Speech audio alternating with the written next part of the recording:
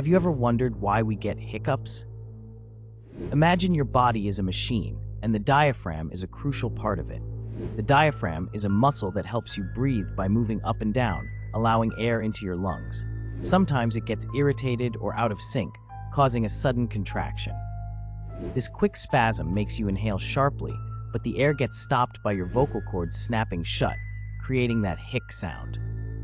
This can happen for various reasons, like eating too fast, drinking fizzy drinks, or sudden temperature changes.